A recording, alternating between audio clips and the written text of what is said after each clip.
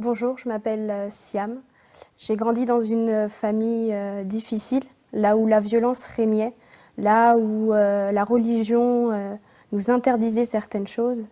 Je me souviens qu'un jour, alors que je prenais le bus avec mon ami, chose que je n'avais pas le droit, même d'avoir une amie, je n'avais pas le droit. Je me souviens d'avoir pris le bus avec mon ami et mon frère nous attendait en fait près de l'arrêt de bus. Et il m'a vu avec cet ami et il m'a demandé rapidement de monter dans la voiture, très énervé, très colérique. Il m'a vraiment demandé de monter dans la voiture. Alors je me suis précipitée, je suis montée dans la voiture. Et là, mon frère s'est vraiment énervé, a voulu tuer ma meilleure amie, a voulu la tuer, l'écraser. Elle courait comme elle pouvait, elle était vraiment, elle avait très peur, elle était effrayée. Moi-même, j'étais très effrayée et j'avais l'impression qu'il allait la tuer. Et elle a pu s'échapper. Et en fait, mon frère était très énervé, il m'a emmenée à la maison. Et après, j'ai été ruée de coups, complètement ruée de coups, parce que j'avais une amie, parce que j'avais pris le bus. Voilà un peu dans quel contexte finalement je vivais au quotidien avec toutes sortes de violences physiques et psychologiques. Et un jour, j'en avais tellement marre de cette vie qu'un jour j'ai décidé en fait de partir de chez moi. J'ai décidé de vouloir vivre ma vie, être libre.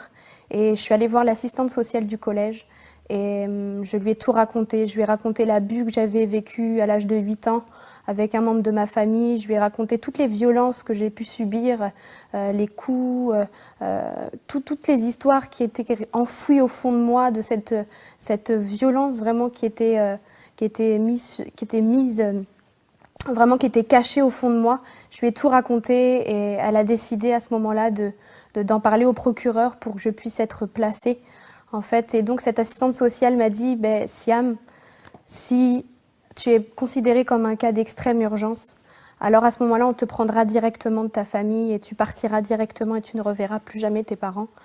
Et si tu n'es pas considérée comme un cas d'extrême urgence, il est possible que le procureur demande une enquête.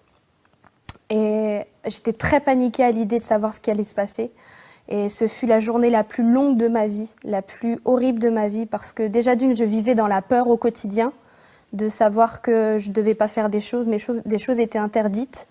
Et je vivais aussi dans cette sorte d'amour finalement impossible entre ma famille et moi. Je les aime toujours autant d'ailleurs, et je les ai toujours aimés. Mais c'est vrai que le fait de ne pas avoir cet amour avec eux, je me sentais vraiment seule au fond de moi, je me sentais vraiment en manque d'amour. Alors je me suis dit, j'ai pris le choix de partir de chez moi. En attendant cette réponse du procureur, j'ai dû rentrer chez moi comme si de rien n'était. Je devais aller manger avec mes parents le midi. Et donc je mangeais, on a préparé à manger tous ensemble. Et ce qui m'a fait plus mal, c'est qu'en regardant ma petite sœur et mon père, c'est que je me suis dit que j'allais plus jamais les revoir, que c'était la dernière fois que je les voyais, et que même si je les aimais tout autant, qu'il fallait que vraiment je fasse ma vie et que j'aille vers cette liberté, que j'aille vers construire ma vie, que j'aille évoluer. Mais j'aimais tellement mes parents que j'ai quand même... Je me suis dit, je peux plus faire machine arrière, c'est fini, je peux plus. Maintenant que j'ai commencé, je dois aller jusqu'au bout. Alors j'ai regardé mes parents, j'ai regardé ma sœur, puis je me suis dit, je vous aime, mais je dois y aller, je dois partir. C'était au fin fond de mon cœur, c'était mon secret. Mon père me regardait et me disait, mais t'es sûre que ça va, Siam? T'es sûre qu'il n'y a pas quelque chose qui va pas? Je lui disais, ben non, tout va bien, papa, c'est juste que j'ai un examen à faire. Et puis j'essayais d'inventer toutes sortes de choses pour pas qu'il puisse sentir qu'il y ait quelque chose. Et après, il m'a ramenée à l'école, il s'est encore rassuré pour savoir si tout allait bien. Et je n'ai pas voulu le regarder, je lui ai dit, oui, oui, papa, tout va bien. Et là, j'ai regardé droit devant moi et je me suis dit, là, il faut que j'y aille jusqu'au bout. Et donc, je suis allée voir l'assistante sociale, elle me dit qu'elle n'a toujours pas de réponse. Et donc, j'attends toute la journée et l'assistante sociale me dit, si un surveillant qui vient te voir prend tes affaires et tu pars, ça veut dire que c'est le moment. Et toute la journée, il y avait des surveillants qui passaient, mais ce n'était pas le moment à chaque fois. Alors je vivais toute cette journée dans cette angoisse, dans cette attente finalement de se dire quand est-ce que je vais partir. Les heures défilaient, la fin des cours était... La sonnerie des cours, la sonnerie qui déterminait la fin des cours a sonné. Et je me suis précipitée voir l'assistante sociale en lui disant « Mais il est 16h, mon père va venir me chercher, comment on fait? Qu'est-ce que je lui dis? Qu'est-ce que je lui explique ?» Et elle me dit « J'ai toujours pas de réponse du procureur parce qu'il a considéré ton cas comme un cas d'extrême, pas un cas d'extrême urgence et il voudrait vraiment en fait qu'il y ait une enquête de police qui soit faite et que tu repartes chez tes parents. » Et moi, je lui dis, mais non, c'est pas possible, je vais m'enfuir, je vais partir. Je peux pas rester, c'est pas possible, je vais me faire tuer, c'est pas possible de rester chez moi dans ces conditions. Et elle m'a dit, laisse-moi une deuxième chance, laisse-moi une deuxième chance. Alors que c'était la fin des cours bientôt, elle m'a dit, laisse-moi une deuxième chance. Donc, elle réessaye. Et donc finalement, elle obtient finalement ce cas d'extrême urgence et la brigade des mineurs était censée venir pour venir me chercher, mais bon, il y a un laps de temps pour. Et dans cette attente-là, il fallait retenir mon père qui arrivait pour venir me chercher. Il fallait rassurer mon père. Et donc la CPE, ce jour-là, a rencontré mon père en lui disant, voilà, votre fille est en examen, vous inquiétez pas si elle reste beaucoup plus longtemps que prévu, je pense qu'elle sortira vers 17h. Alors mon père était dans cette attente-là, mais il sentait qu'il y avait quelque chose qui n'allait pas, alors il est retourné à la maison. Et en attendant, nous, la brigade des mineurs de notre côté, mon père est revenu avec mes frères. Et mes frères sont venus avec des amis à eux. Et le collège où j'étais était implanté en plein cœur d'une cité. Et du coup, mon frère s'est senti comme un appel finalement de mon père qui lui disait « Je pense qu'il y a quelque chose qui ne va pas, peut-être qu'il faudrait que tu ramènes tes amis ». Et donc, ils sont venus. Et donc, on s'est caché avec l'assistante sociale sous un bureau en attendant la brigade des mineurs qui avait mis beaucoup de temps avant d'arriver. Et donc, mes frères se sont énervés, ont tout cassé. Le proviseur a dû annoncer à mes parents que finalement, j'avais été placée, que j'allais être retirée du foyer et qu'on allait me placer à la DAS. Et donc mon père s'est énervé, mes frères se sont énervés, et moi sous le bureau dans une salle, j'entendais tout ce qui se passait. J'entendais mes frères crier, j'entendais ma mère crier, j'entendais les professeurs qui essayaient de temporiser, j'entendais tout ce qui se passait, et moi je me disais mais c'est de ma faute tout ça, c'est pas possible, et en même temps il faut que je parte. Et l'assistante sociale vraiment essayait de me consoler comme elle pouvait, elle essayait de me rassurer.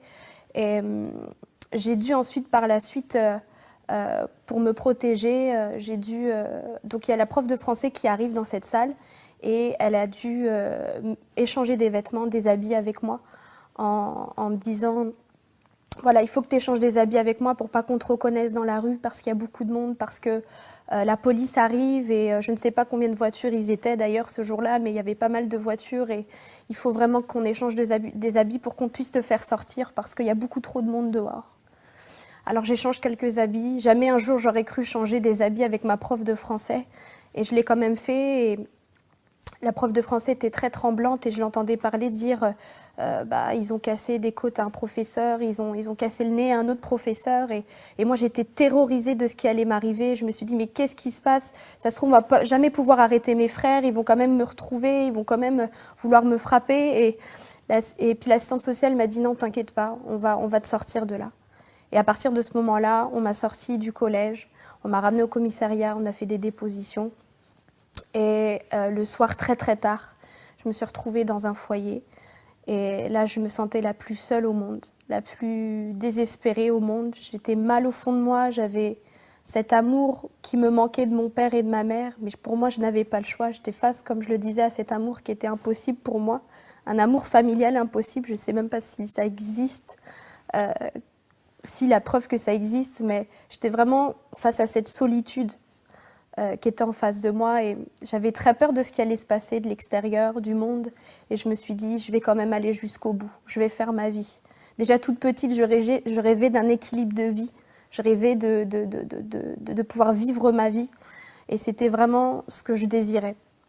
Au fur et à mesure des années, J'ai fait beaucoup de foyers, de familles d'accueil et un jour j'ai décidé de vouloir me suicider après avoir testé l'alcool, après avoir essayé de fumer du cannabis, après avoir vouloir séduire certains hommes parce que j'étais en manque d'amour au fond de moi.